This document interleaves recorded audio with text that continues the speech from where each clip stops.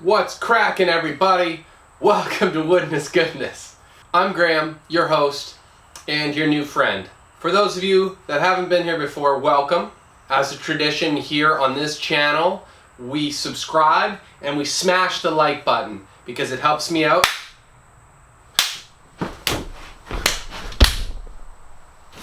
I got him! Look! Oh man, I got him so good. He did!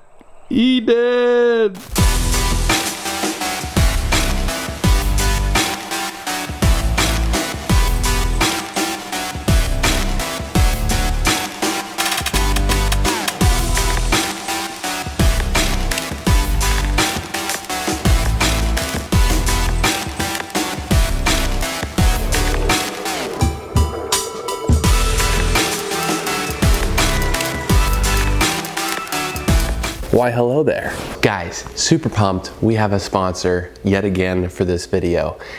My friends over at New Air have given me the gift of cooling an icy cold beverage in this beautiful stainless steel and black, so the aesthetic is on point, on key, and totally on brand with most people's homes. So after having a hot day working on the old Cabino, we can sip down a icy cold bevy with that sawdust.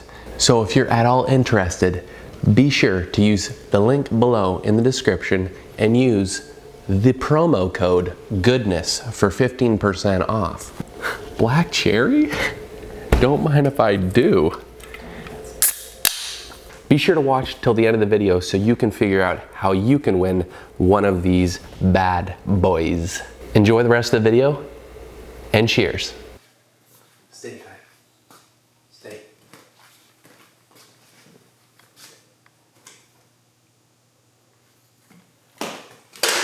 Oh no. Today, we are going to keep doing more pine plank. And just keep getting after it. I mean, what else do you expect from me, okay?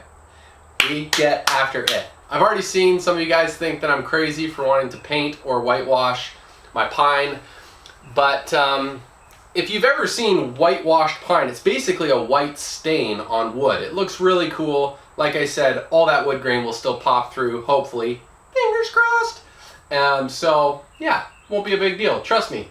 I am Dr. Woodness Goodness. I am a big fan of wood. In fact, I think part of my body is probably part spruce. And I grew up in a place in Canada called Prince George, British Columbia, which is the softwood lumber capital of the world. So, namaste. Trust me, I like wood. So, let's stop goofing off and let's get into it, baby.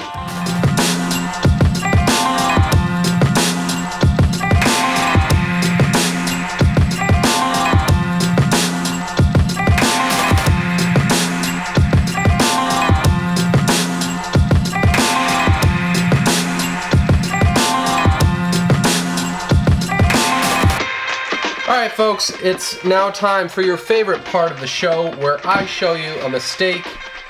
Not necessarily a mistake, but I show you something that I learned by doing so you guys won't make the same mistake, if you call it a mistake. So I thought I'd be all fancy and do these 45-degree angles cuts inside here. Next time, and I'm going to continue doing this instead, is just, I'm going to do butt corners. I mean, look at that. It's as tight as can be. It'll be easier to measure because it's not that hard to measure, but I just have to make sure I'm making up for that 3/4 inch, hangover that I need for my 45-degree angles. So I'm just gonna do these butt joints for my corners because I think they're cleaner and they're easier. So shoulda, coulda, woulda, but this is university for me in terms of how to work with tongue and groove. Let's keep going.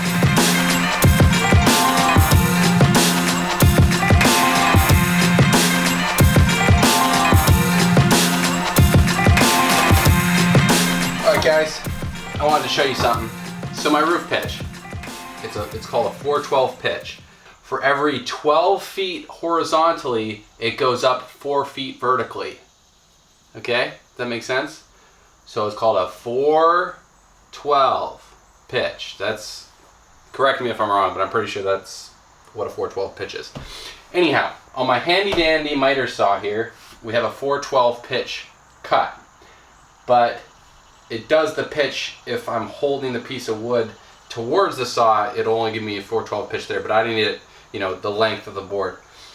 So because I can't do that, I've cut myself a couple different templates, whatever you want to say, and I can just hold it onto my board here and get that perfect 412 pitch angle. And because I'm butting my edges, and this is the first board I put, it doesn't have to be perfect, so I give myself about a ½ inch less of the measurement, so I have some wiggle room to get it tight up against my ceiling, which is what this angle will be. I will eventually put a trim piece all along the top that will match, you know, my baseboard trim, and that will cover up any kind of weird cuts. But at least if I can get this as tight as possible, you know, while we look semi-professional, and that's what we're aiming for.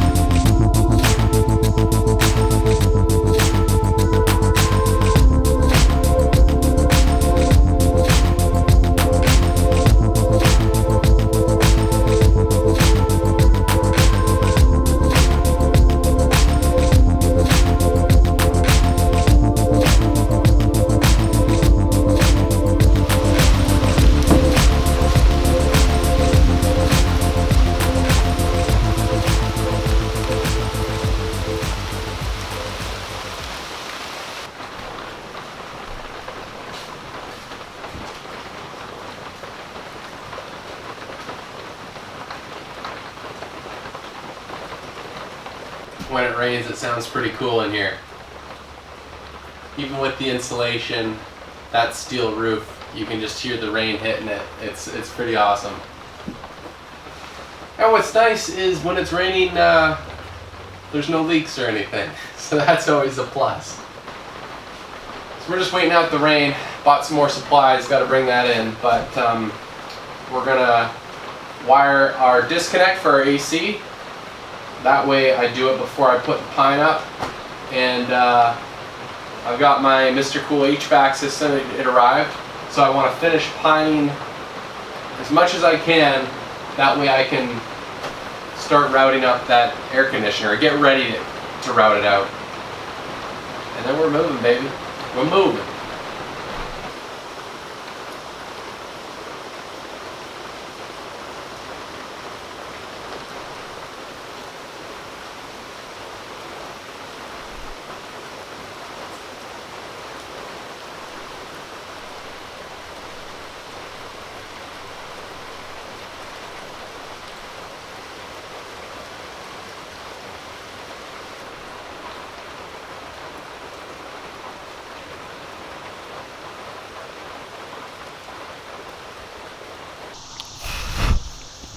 This is how freaking humid it is here, folks.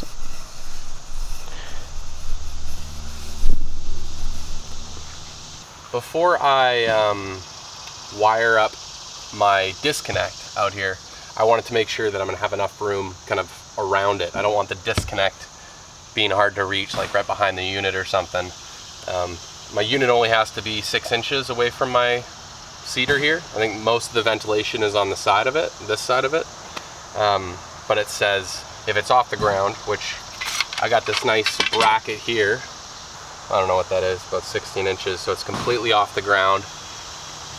It won't completely be under the eaves here, but it'll be protected for the most part. 13 inches, eh? That's what we're doing here.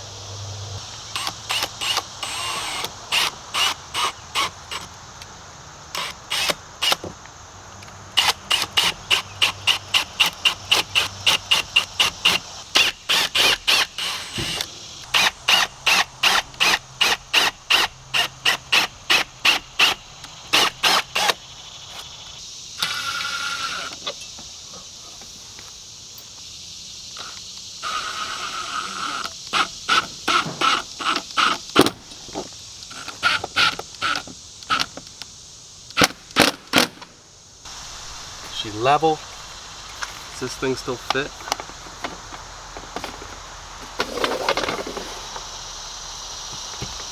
That's sweet.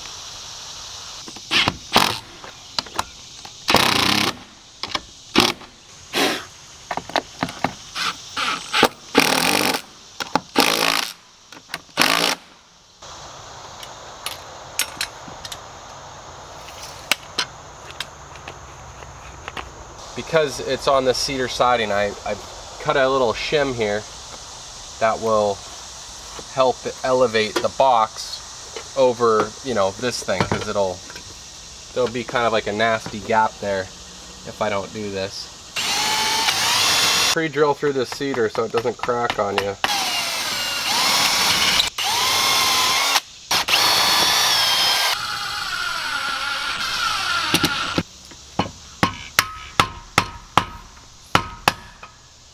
Say, goodness, goodness, oh, goody, what are you doing? Look at that. Did I do a good job? Pretty good. Now I'm just going to run the cable through here, or the electric wire. That will be my power to the disconnect, and then when I eventually plug in my Mr. Cool, the exterior unit is what receives the power. That will come into here, nice little conduit, and that will receive the power, and then, you know, if there's ever an issue, I can just use my disconnect here. I mean, there's tons of videos of this Mr. Cool unit that are going to be much more professional than my own, so I'll walk you through what I'm doing when I install it, but it's just going to be skimming the surface. Like skipping a rock on a beautiful lake on a glassy day. Obviously a northern lake, you know, we're not talking man-made here. We are talking just beautiful. Find that perfect, skinny, smooth rock. You almost want to keep it, it's so beautiful. And you just skim that surface. You know what I'm saying? Okay. So, and then that goes right in there. Yeah, I don't know. Oh, I see. You know what you bought? You bought a fusible type. You have to put fuses in, my brother. It's not the end of the world, but so you need to buy cartridge fuses. Like these. That fit inside those two, right? And that will join the two. I bought the wrong box. Okay.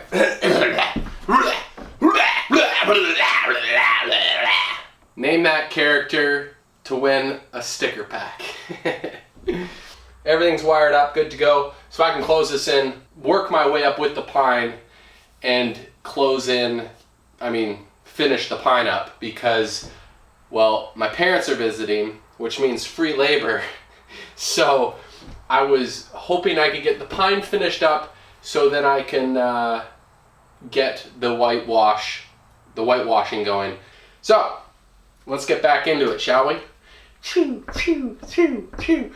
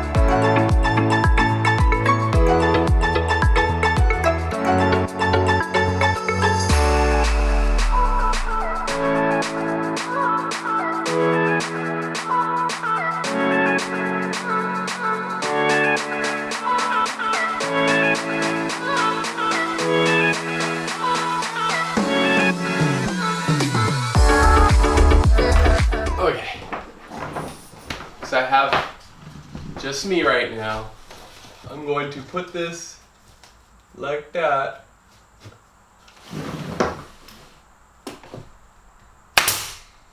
Okay, it's gonna hold up my piece for me. Just like that. Okay, now I'm gonna wang jangle. Yeah.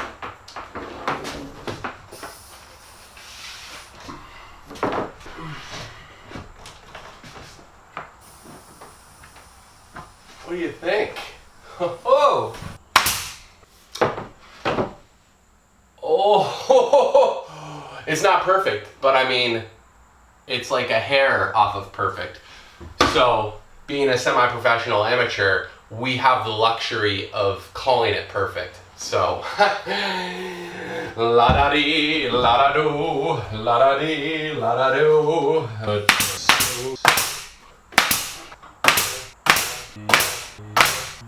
Alright guys, we're moving. I don't think I can fit any more into this episode. So I think we're gonna call it right there. Thanks for watching. Thanks for hanging out. Be sure to like and subscribe. That shows me that you guys like hanging out and like what I'm doing. Mwah, mwah, mwah, mwah. Grazie, grazie, grazie. Thank you so much. So if you'd like to win that beer cooler, we are gonna be selecting a winner from this video and or the next video. So make sure you like, subscribe, and comment. The comments that I'm looking for, I need your input. Should I, number one, paint the whole ceiling white so my beams are white, the ceiling is white, or B, should I whitewash the beams and the ceiling and just have everything whitewashed, or 4, should I paint the ceiling sheathing and stain the beams a nice rich wood color? So those are the 3 options. Like I said, we will be giving away that drink cooler you saw previously. So this is dope. So, love you all. Thanks for hanging out. Be safe, be well, and get outside and make some dust, baby. Mwah. Peace.